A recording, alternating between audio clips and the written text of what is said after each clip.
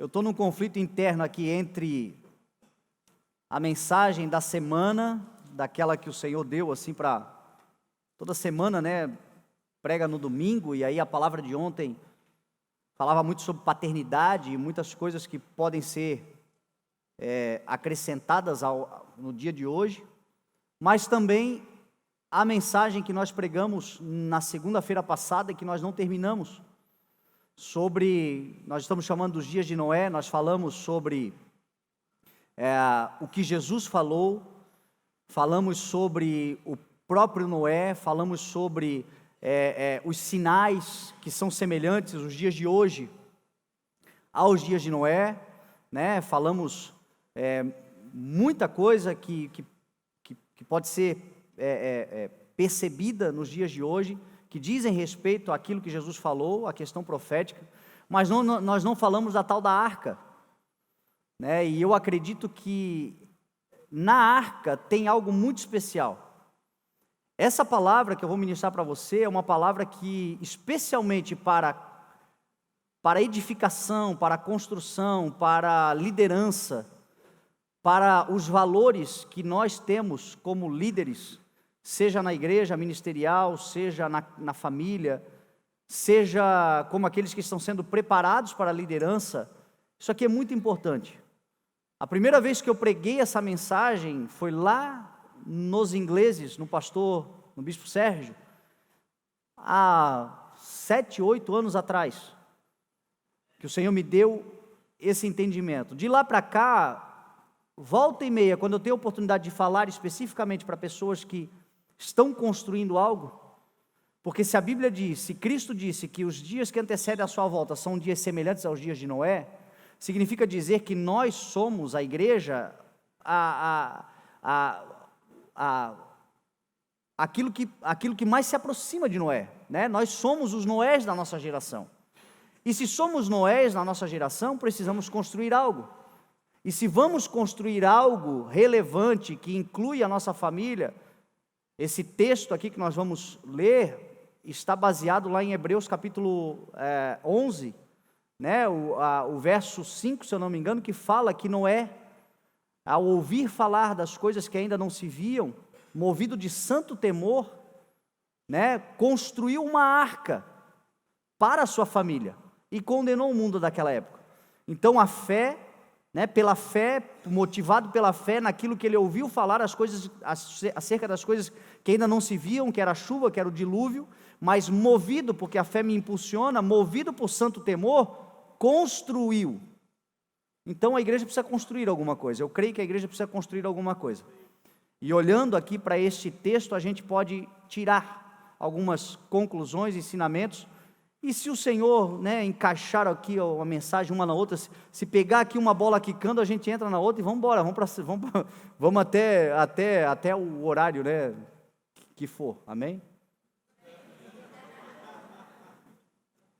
Brincadeira, gente, tem uma coisa que a gente respeita, é o tempo. Gênesis 6, o verso de número 9 diz assim: esta é a história da família de Noé. Noé era homem justo, íntegro, entre o povo de sua época, ele andava com Deus. Noé gerou 3 filhos, Sem, Cã e Jafé. Ora, a terra estava corrompida aos olhos de Deus e cheia de violência. Ao ver como a terra se corrompera, pois toda a humanidade havia corrompido a sua conduta, Deus disse a Noé: darei fim a todos os seres humanos, porque a terra encheu-se de violência por causa deles. Eu os destruirei com a terra.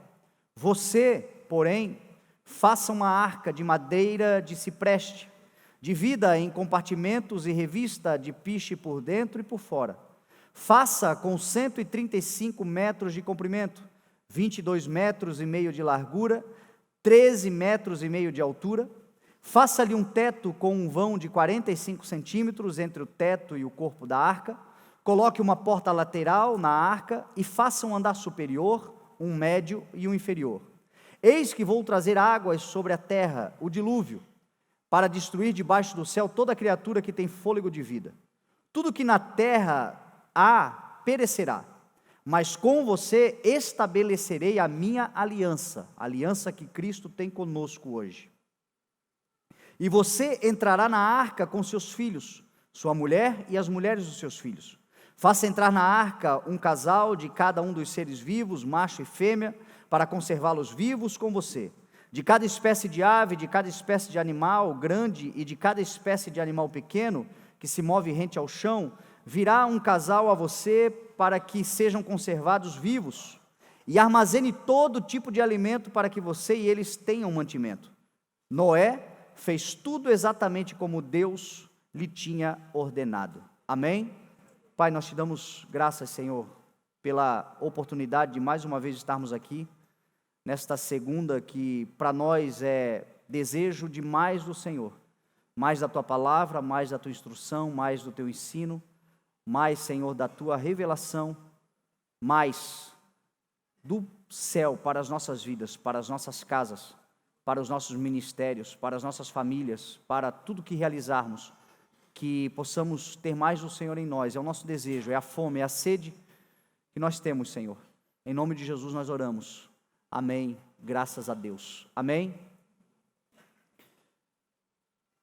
Como eu falei para você, Noé, ele era um homem que no seu tempo, diante de uma geração corrompida, era justo, íntegro e andava com Deus. Nós falamos sobre isto. As mensagens estão lá no YouTube, você pode pegar a sequência. A Bíblia diz que Noé contou com benevolência do Senhor. Benevolência nada mais é do que graça.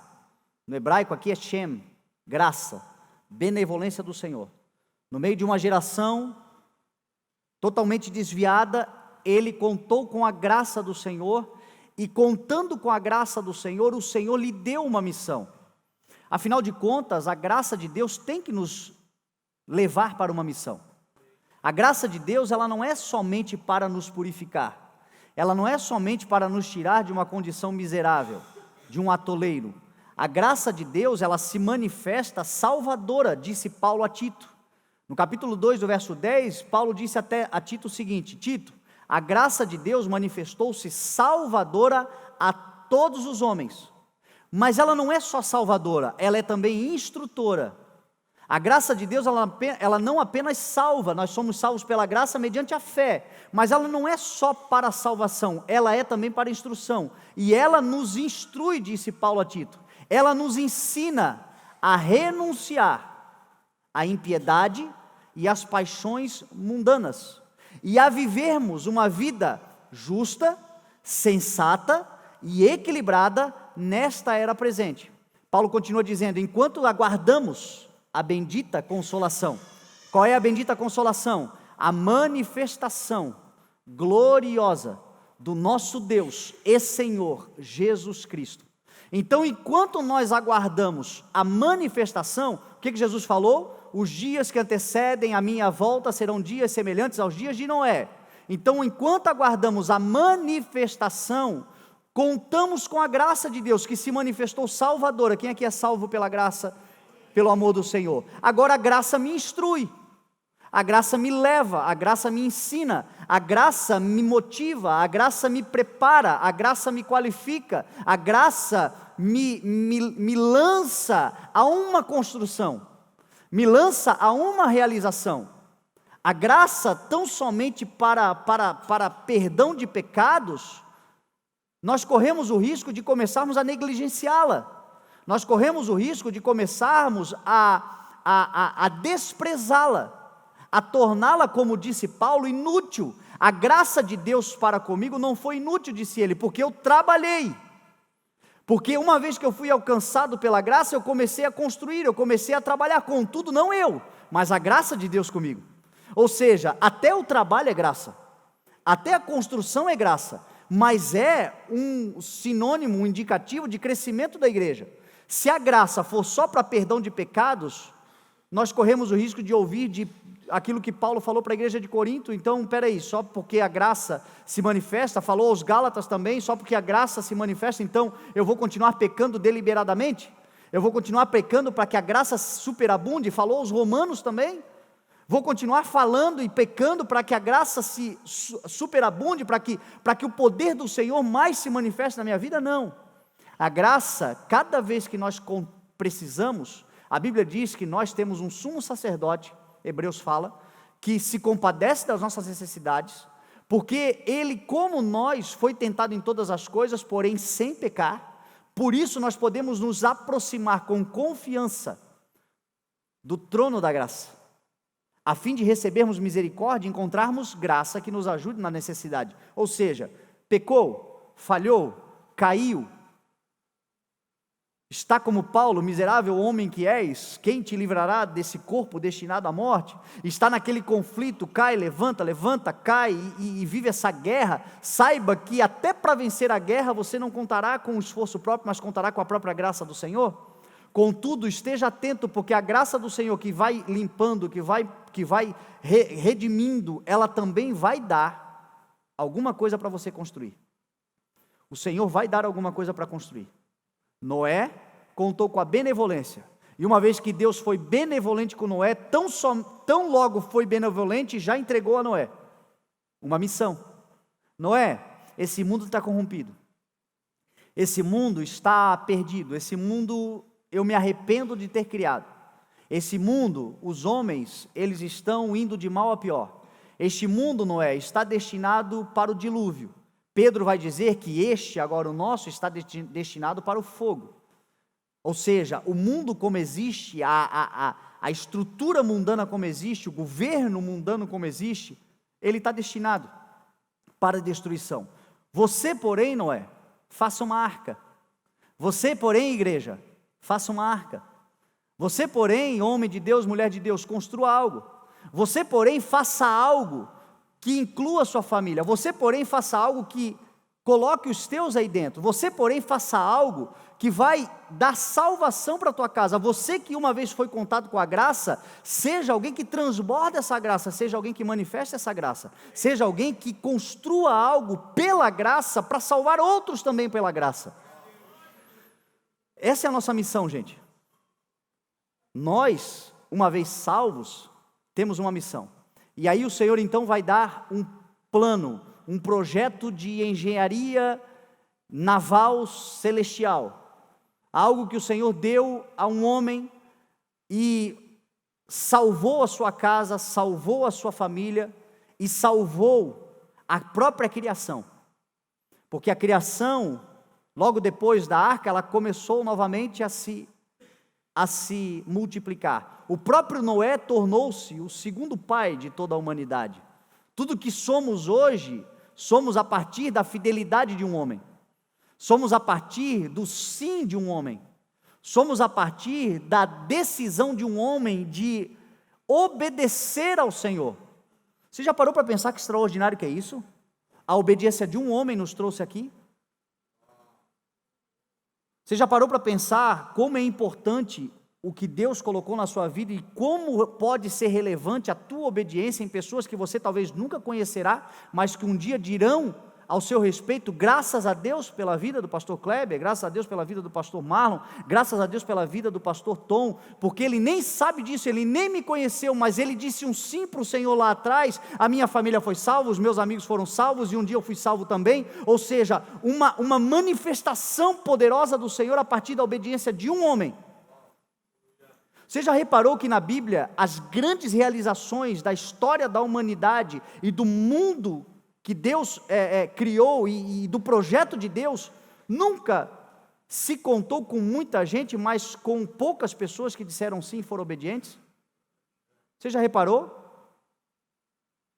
Deus restaurou Israel pela fidelidade de Davi, libertou o povo de Israel pela fidelidade de Moisés, levou a nação de Israel a ser nação de Israel por causa da fidelidade de Abraão, que disse sim para o Senhor. Você já reparou que uma pessoa pode fazer algo extraordinário? E a gente não tem noção disso, porque se você fosse falar com esses homens, Hebreus vai dizer que a maioria deles morreu sem nem saber, sem nem ver, porque Deus tinha algo melhor preparado. Mas eles pela fé viveram, pela fé romperam, pela fé venceram, pela fé conquistaram, pela fé avançaram, pela fé chegaram, pela fé. E nós vivemos como? O que a Bíblia diz? A Bíblia diz que o justo vive pela fé. Fé vem de fides, fé vem de fidelidade, fé vem de dizer sim para o Senhor. Fé vem da certeza daquilo que eu espero, a prova daquilo que eu não vejo, mas pela fé os antigos receberam bom testemunho. Pela fé o mundo foi criado, pela fé Noé avançou, pela fé Abraão avançou, pela fé Abraão já sem vigor. Por isso que ele é o pai da fé, porque contra toda esperança, diz a Bíblia, em esperança ele creu. Ou seja, a fé, existe algo do Senhor sobre a sua vida? Existe uma palavra do Senhor sobre você construir algo? Construa, meu irmão, construa. Tem gente que vai dizer, nunca vai chover nessa terra, está ficando maluco. Tem gente que vai olhar, vai falar para você, que isso, não tem propósito nenhum. Você já parou para pensar construir um navio no meio do deserto? Você parou para pensar já que loucura é essa? As coisas que Deus pede para nós, construir um navio no deserto? Dá para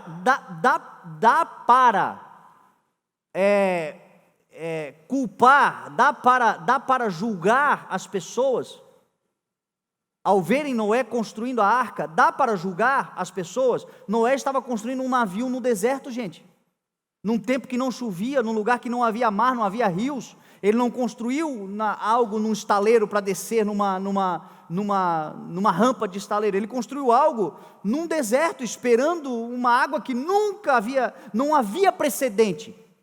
Mas o que diz o Paulo acerca do Evangelho hoje? É loucura. É loucura também para aqueles que estão se perdendo, mas para aqueles que estão sendo salvos é o poder de Deus. Então é loucura você pregar, é loucura você anunciar, é loucura. Talvez foi uma loucura para o Lúcio não, porque ele recebeu a palavra, ele foi no impulso do Espírito, mas talvez se ele falasse para alguém naquele dia, que ele estava indo visitar uma pessoa que ele nem sabia o que estava acontecendo, ou se ele contasse eu estou sentindo uma vontade de ir lá falar com o Marlon, o que eles iam dizer? É loucura, aquele é louco, vai te enlouquecer também?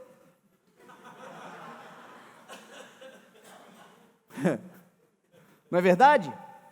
Então o Senhor nos chamou para fazermos aquilo que aos olhos do mundo é loucura, gente. É loucura. Essa é a nossa chamada.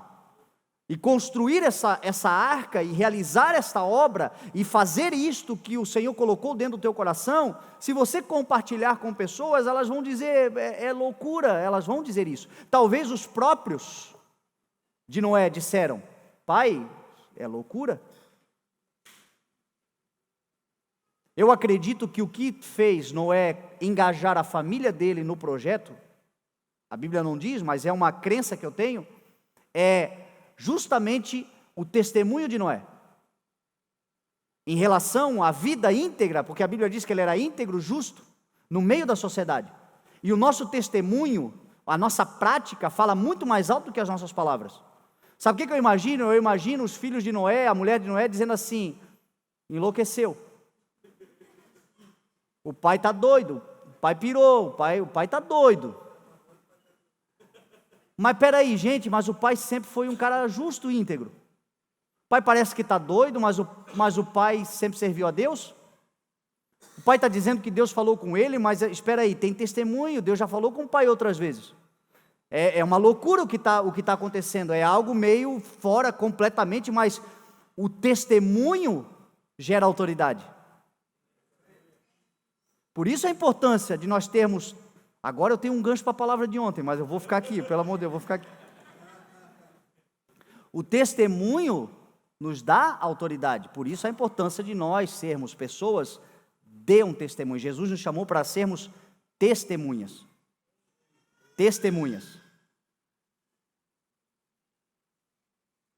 Então eu acredito que foi isso que fez com que os filhos de Noé, a mulher, as noras, se engajassem.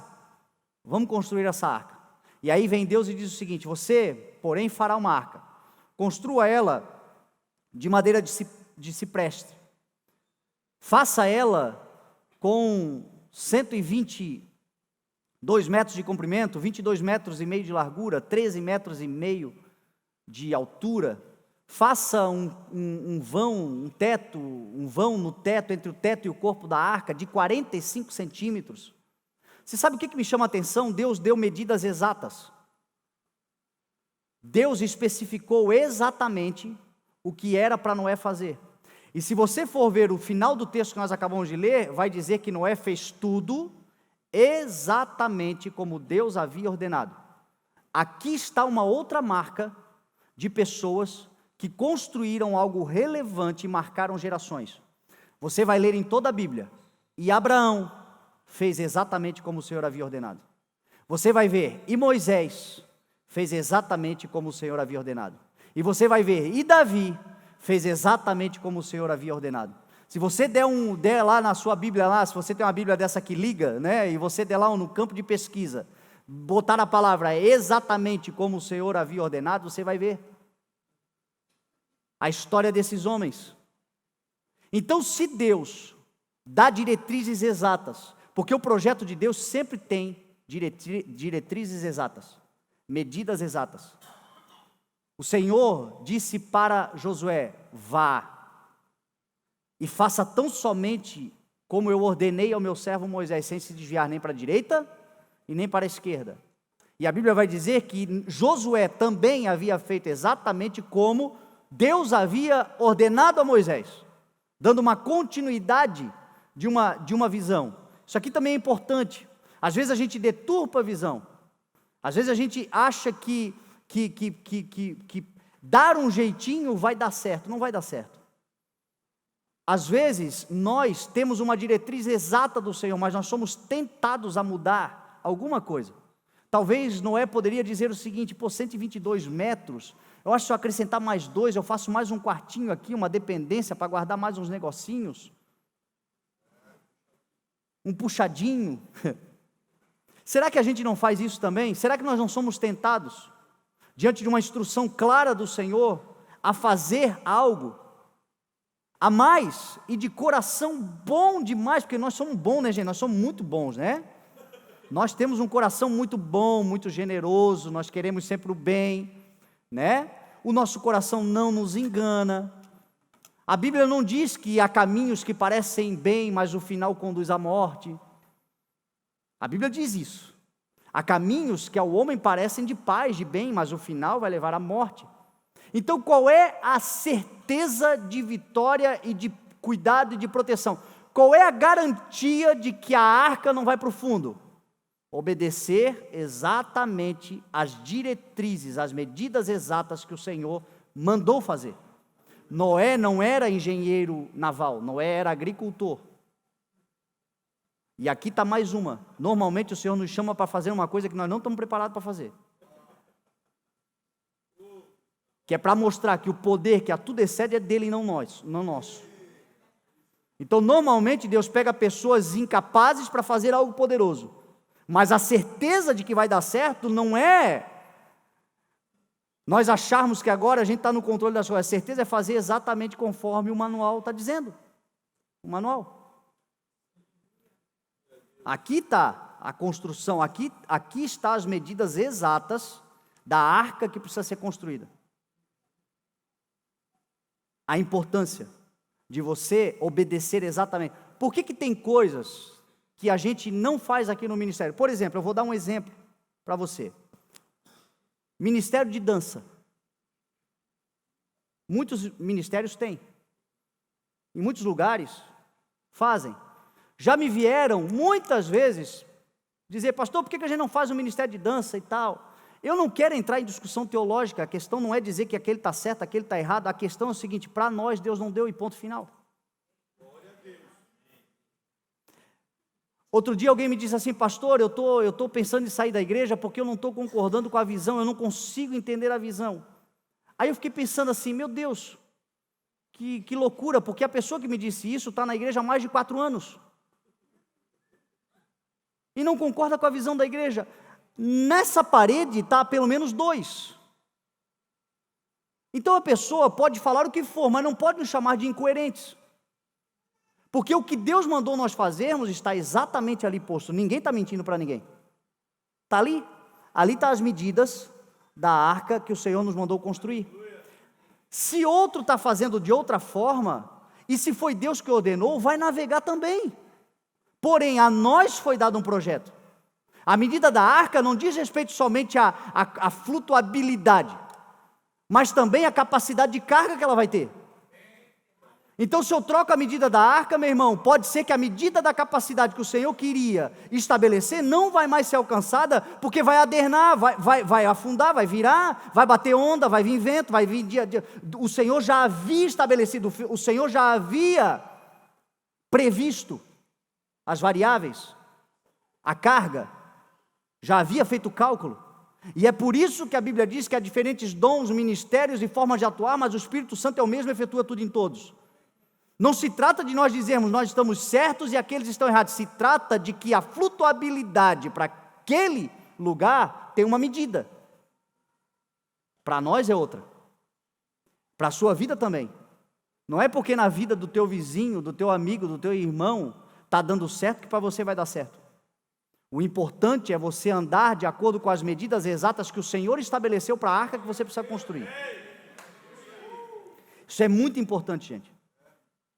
É muito importante porque nós somos tentados. Nós temos uma direção certa. Deus falou, glória a Deus, eu estava agoniado, eu não sabia qual era o meu propósito. Deus falou, Deus me deu, agora sim, amém, glória a Deus. E aí ele começa a construir a arquinha dele, daqui a pouco ele olha, tem um fazendo um transatlântico.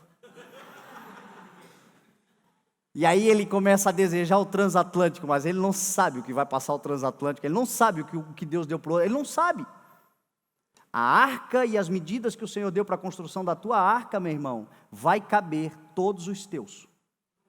É para a tua família, é para aqueles que você será relevante na vida deles, é para aqueles que você vai conseguir alcançar, é para aqueles que o Senhor vai mandar na tua direção.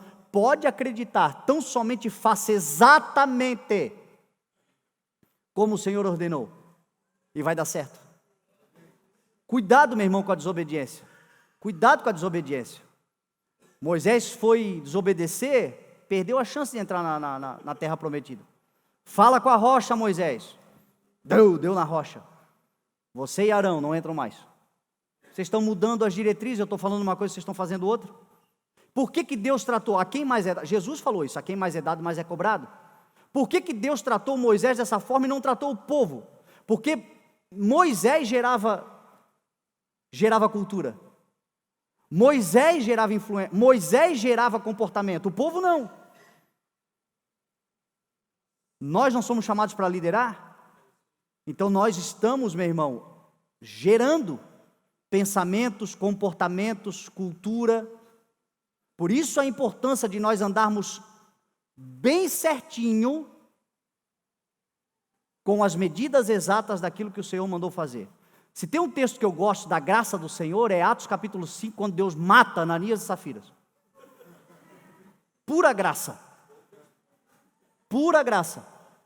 E Deus matou, foi o Espírito, a Bíblia diz que foi o Espírito Santo que matou. Por quê? Porque se Deus não intervém, eles iriam gerar uma cultura de engano com relação àquilo que diz respeito às ofertas, às contribuições. Porque a Bíblia diz o seguinte, Estevão foi José de... Alguém me ajuda aí, pega a Bíblia aí, Atos capítulo 5. Um homem bom, deixa eu pegar aqui, já que a gente está de Bíblia na mão, só para lembrar o nome do homem aqui, porque às vezes as heresias começam assim pequenininha, né?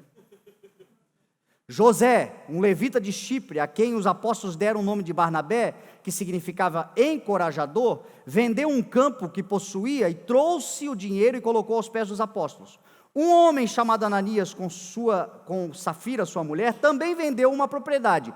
Ele reteve parte do dinheiro para si, sabendo disso também a sua mulher, e o restante levou e colocou aos pés dos apóstolos. Então Pedro perguntou, Ananias, como você permitiu que Satanás enchesse o seu coração a ponto de você mentir ao Espírito Santo e guardar para si parte do dinheiro que recebeu pela propriedade? Ela não lhe pertencia?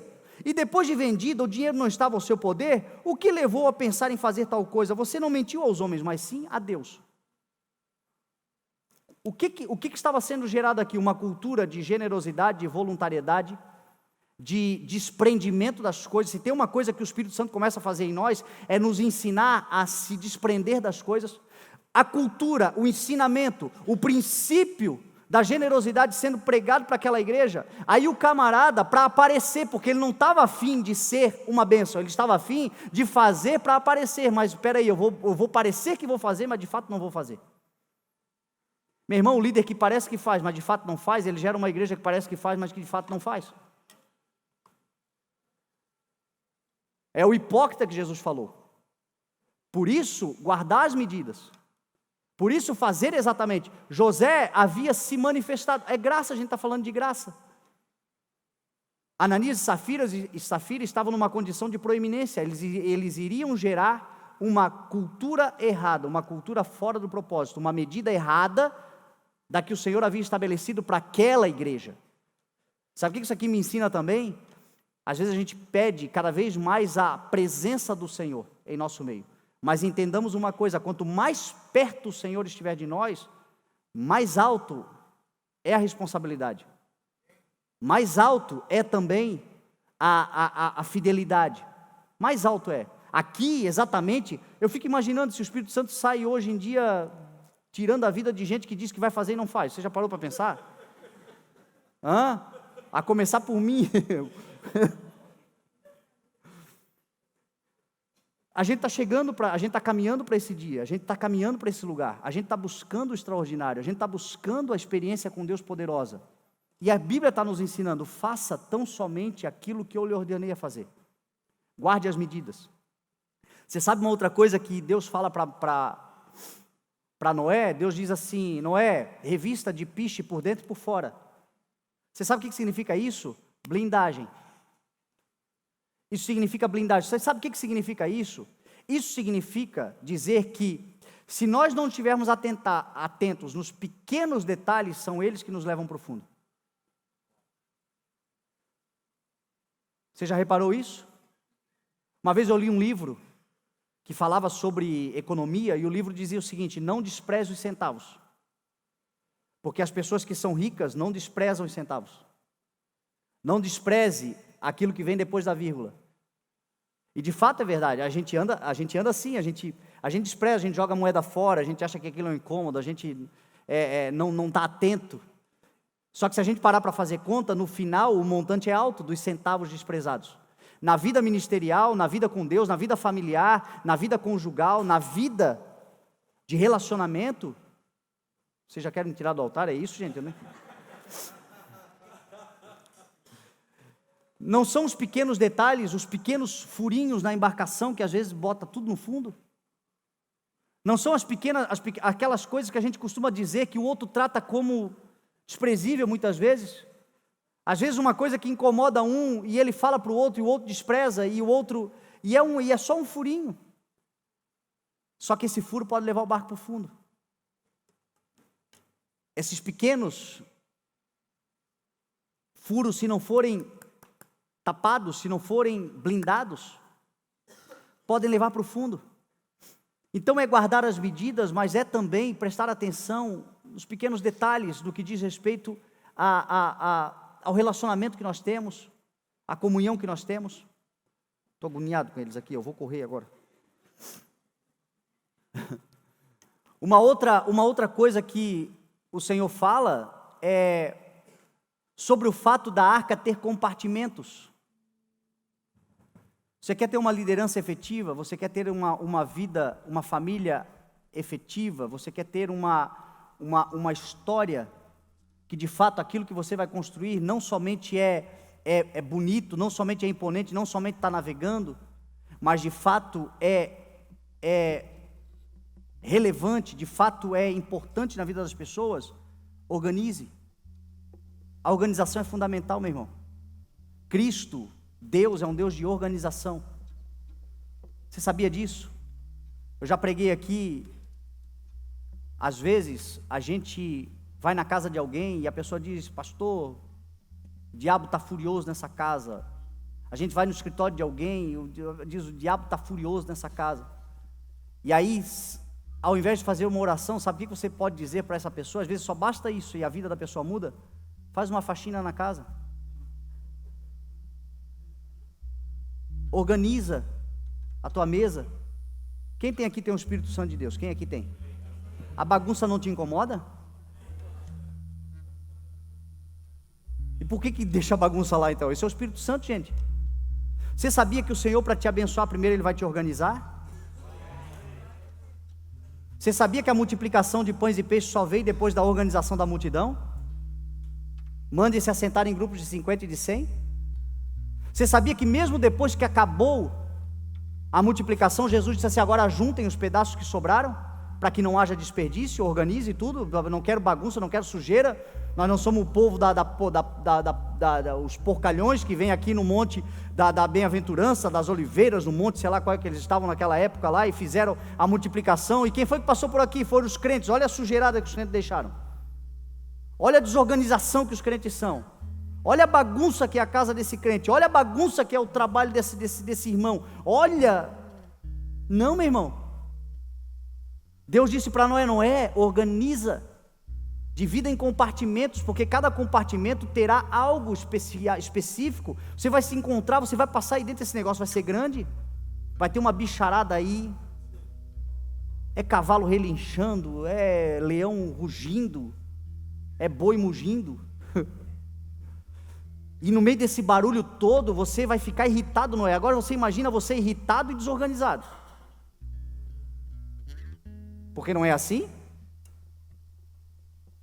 Tem dia que aquela barulheira, aquele mundo conturbado, aquela coisa, aí se junta isso com a desorganização, meu irmão, você vai fazer igual o Marlon fez. Você vai quebrar tudo, depois você vai dizer: ai Jesus, para quê? E isso não é coisa só de quem está no mundo não, meu irmão. Gente cheia do Espírito Santo, de vez em quando dá uns PT também, de vez em quando estoura a tampa da chaleira. É o desafio nosso, lutar contra a carne. Mas agora uma vida organizada, isso vai ser controlado, pode ter certeza. Na organização, a pacificação. Você já reparou que depois que você limpa o carro, que você limpa a casa, que você dá uma limpada na mesa, o que vem? Fala, o que vem? Paz. Não é verdade? Porque o nosso espírito compactua com o Espírito de Deus. O Espírito de Deus é um espírito de harmonia, de ordem. E tudo seja feito com ordem e com decência. Uma outra coisa que ele fala para Noé é o seguinte: Noé, faça um vão em cima de 45 centímetros entre o teto e o corpo da arca. Você sabe o que significa isso? Relacionamento. Era por onde entrava toda a luz da arca. A luz, meu irmão, vem de cima. A luz não vem da terra. Homem nenhum vai te dar a luz que você precisa. Para você organizar, para você ver o que está acontecendo dentro da tua arca, para você saber o que o projeto de Deus precisa ser melhorado, ajustado, consertado, não é dica humana, não é coach, não é livro de sabedoria humana, não é livro de métodos, não, meu irmão, a luz tem que vir de cima. Ou vem do vão. Foi a primeira coisa que Deus mandou fazer: construa a arca de 120, de 22, de 13, e começou de cima para baixo, não começou de baixo para cima. Comece pelo vão, pode ler no texto. Ou a nossa vida começa com um relacionamento com Deus. Ontem nós falávamos sobre isso. Se o Senhor não for o construtor, Salomão aqui no Salmo 127 usa uma outra linguagem para ensinar o mesmo princípio. Se o Senhor não for o construtor, é inútil trabalhar na construção. Se o Senhor não for o guarda, é inútil vigiar. Inútil será acordar cedo e dormir tarde, trabalhando arduamente por alimento. O Senhor concede sono àqueles a quem Ele ama. É inútil fazer qualquer coisa sem a luz do alto. E a luz do alto significa, na tua arca, na tua construção, ter esse lugar de relacionamento e começar por esse lugar, e esse lugar ter acesso total. Você sabe por que Deus mandou a luz vir do alto, botar no alto? Porque vindo do alto teria acesso a todas as áreas da arca. Vem do lado, não ia pegar o outro lado lá. De cima não, toda a arca estava iluminada. Toda a arca tinha revelação lá dentro. Em toda a arca o Senhor tinha acesso.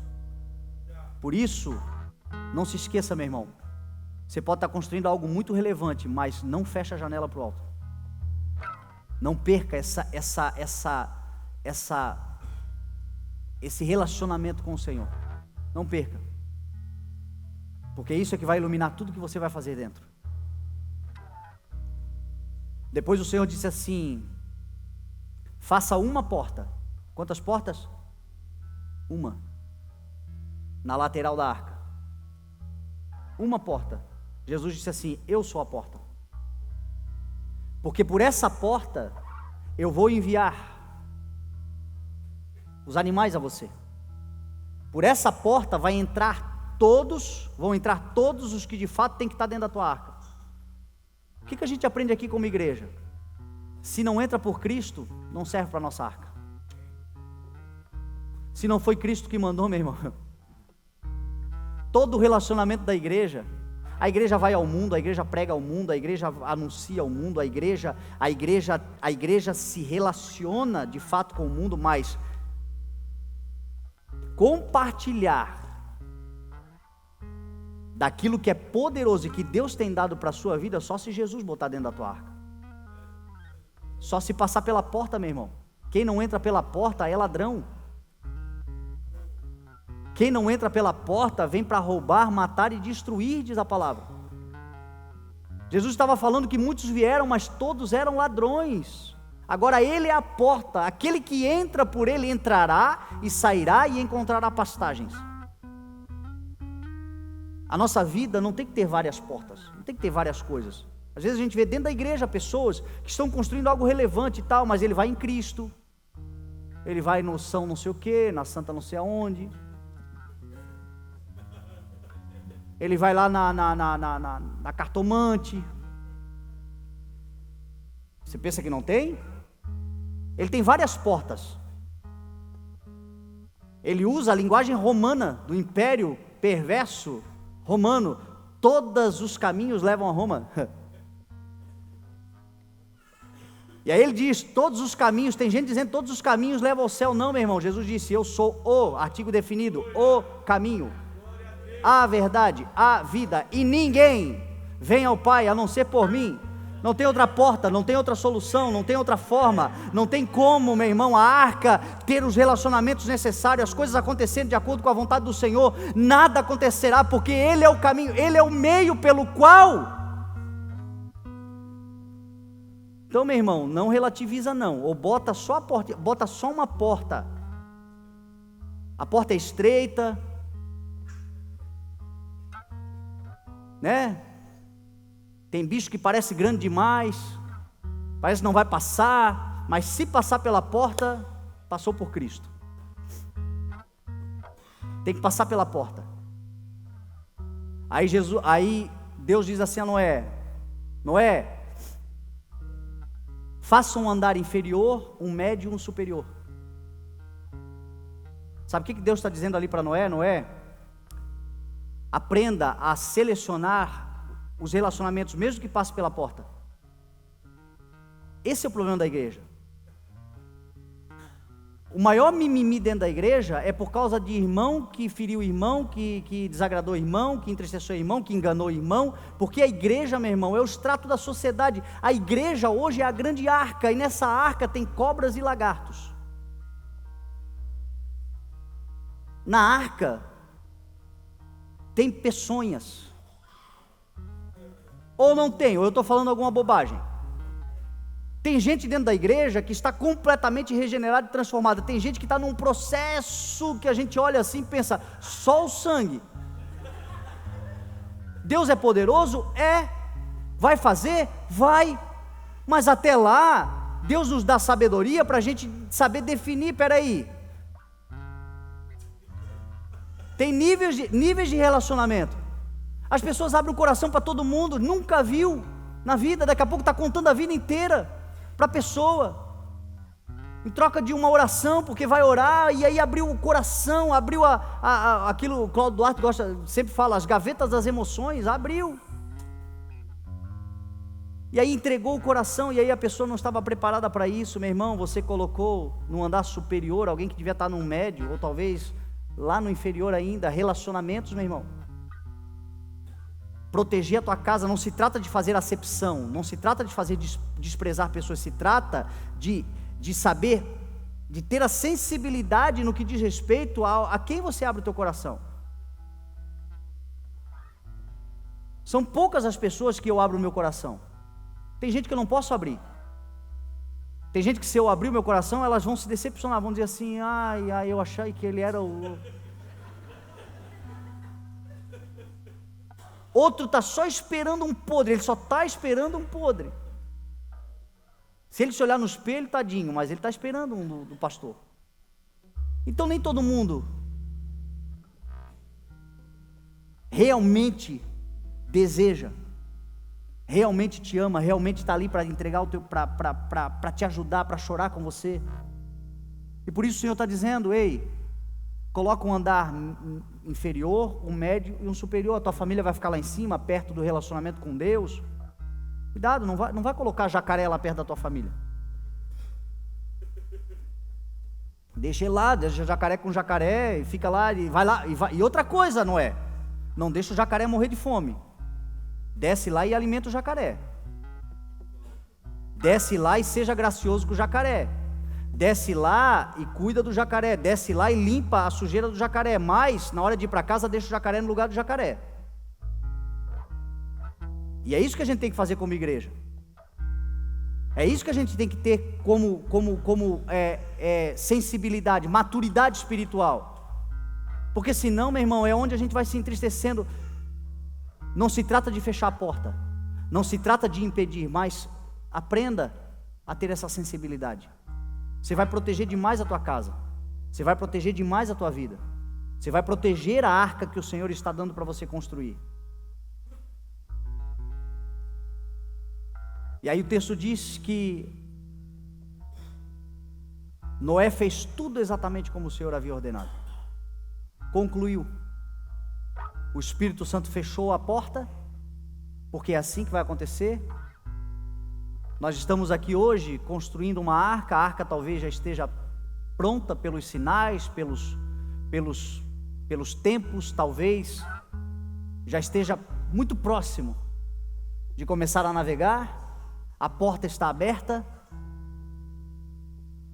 a palavra está sendo anunciada, o Senhor está enviando, e aqueles que o Senhor está enviando nós não podemos jogar fora. Ainda que nós tenhamos níveis de relacionamento, isso é normal, isso é inteligência, meu irmão. Isso não é soberba, é inteligência. Ainda que tenhamos, uma coisa é termos níveis de relacionamento, outra coisa é botarmos para fora da arca quem Deus botou para dentro. O Senhor disse assim: ainda que seja joio, deixa crescer junto com o trigo, não arranca, porque se você arrancar, você arrancará junto o trigo. Deixa que cresçam juntos, porque quem faz a seleção no tempo devido são os anjos do Senhor.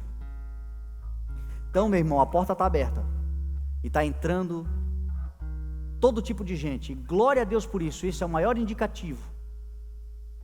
Uma das maiores indicativos da saúde da igreja é essa diversidade de pessoas que vão entrando, de todo tipo, de todo jeito, de tudo que é tipo de pecado, de tudo que é tipo de sujeira, estão entrando. O evangelho está sendo anunciado, e a salvação está sendo anunciada, e as vidas estão sendo salvas, está todo mundo dentro da arca. Essa arca vai fechar a porta, o Espírito Santo vai fechar. A Bíblia, Jesus disse que o banquete não é para aqueles que se achavam e foram chamados, não é para aqueles que estavam nos valados, nas ruas, nas esquinas, sujos, imundos, desprezados, pecadores, miseráveis. O banquete será para aqueles porque ouviram o chamado e foram entrando, foram chegando, e a sala do banquete se encheu, e o nome do Senhor foi glorificado, e o Senhor foi adorado, e a grande festa foi realizada. Mas o importante, gente, é a gente entender que a ferramenta de construção está na nossa mão. Nós estamos construindo isso. Isso é uma graça do Senhor. É benevolência do Senhor. É bondade do Senhor com a nossa vida. Mas é uma graça que nos instrui a construir, a realizar. E eu quero dizer para você, tudo que você está fazendo, talvez Noé trabalhava lá pelos bichos e pensando: E a minha família? Talvez Noé teve muitos embates com a mulher, com os filhos. Eu não duvido, meu irmão, onde é a família, você sabe como é que é família.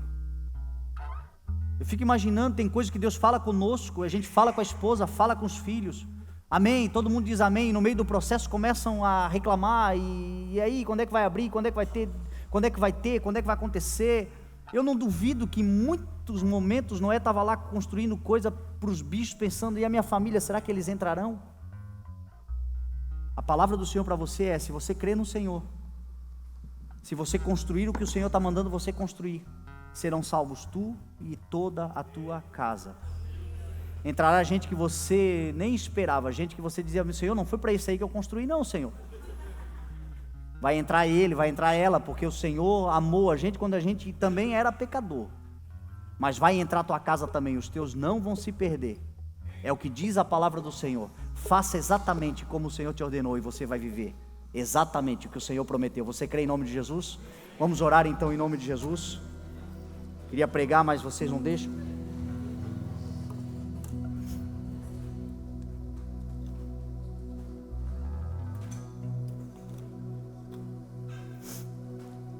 Ore em cima da palavra, gente. Algo que a gente precisa aprender e fazer mais é orar em cima da palavra. Quem está aqui que a palavra do Senhor falou com você? Quem aqui pegou alguma coisa dessa palavra para o seu coração, para a sua vida? Se existe algo nessa palavra que falou no teu coração, ore sobre ela. Declare sobre ela. Reflita sobre ela. Ajuste por ela. Faça isso. Você vai ver que a tua arca não vai para o fundo. Aquilo que você vai construir vai navegar. Vai entrar os teus, vai entrar muita gente, vai acontecer coisa extraordinária. Muita gente pode ser impactada por causa do teu sim, daquilo que você diz hoje para o Senhor. Talvez hoje você diga para o Senhor. Pai, nós te damos louvor, Pai.